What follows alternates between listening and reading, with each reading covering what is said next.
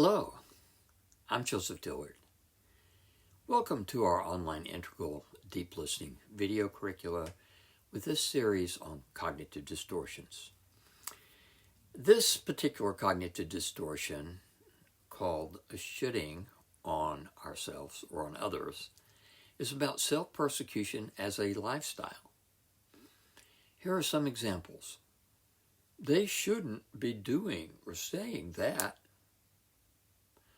I ought to be better, more professional, happier, wealthier, better looking. I must exercise more. I shouldn't be so lazy. I should be loving toward everyone. Excuse me. Thinking or talking in terms of shoulds, musts, or oughts is a cognitive distortion because it is based on the belief that shame, guilt, and abuse are effective and worthwhile motivational tools. In the short term, they are effective in that they get others to discipline themselves so that you don't have to. If you can brainwash a child, spouse, or employee into doing what you want them to do because they should, your life is much simpler. However, you are generating compliance based on fear. That reflects poorly on you and produces resistance in healthy children, spouses, workers, and citizens. Shoulding is also a cognitive distortion because it is dishonest and manipulative.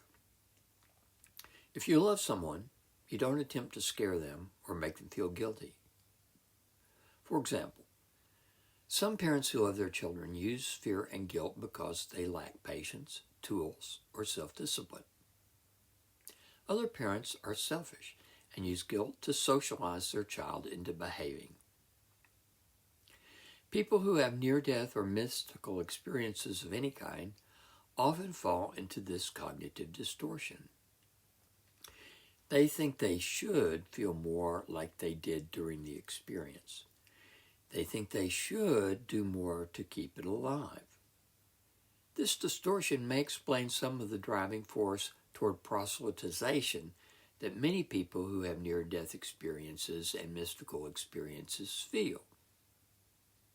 When you use should, must, or ought, you keep yourself in the role of the persecutor in the drama triangle, as we have seen in a previous video on target words. You are persecuting yourself. Some people don't look at their dreams because they bring up shoulds. I should be more in control. If I were really healthy, I shouldn't have such irrational and scary dreams. Before you can look at your dreams in an objective, productive way, you need to outgrow this cognitive distortion. In addition to being another example of the ad hominem logical fallacy, shoulding demonstrates another, called moral equivalency. It equates two moral issues that are, in fact, different. The first is your unrealistic expectation for yourself or for others based on what you have been taught or expect or want to have happen. Not to be lazy. Then you should on yourself whenever you don't exercise enough. But since enough is always more than what you are doing, you feel justified in constantly beating yourself up. The only way out of this moral fallacy is to identify and give up your unrealistic expectations for yourself and others. The good news about this cognitive distortion is that it is relatively easy to stop. All you have to do is stop using should, must, and ought. Also the words fault and blame when you speak, unless your children or coworkers or friends to point it out to you when you do it. If you eliminate these words from your speech, you will find that you stop talking to yourself, that is thinking, in those warped, dysfunctional terms. Good alternatives to should, must, and ought are not difficult to find. Look at the examples below. When have you used shoulding on yourself? Write an example. Now write an antidote to it.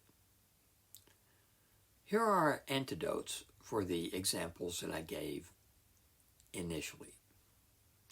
They shouldn't be doing or saying that. We can substitute. I think it would be better if they didn't do that or didn't say that. I ought to be better, more professional, happier, wealthier, better looking. We can substitute. I think it would be better if I were, da-da-da-da-da. The next one is, I must exercise more. I shouldn't be so lazy. We can substitute, I need to exercise more. It would be better if I wasn't so lazy. And finally, I should be loving toward everyone. We can substitute, I would like to be more loving toward everyone. Thanks for watching. See you next time.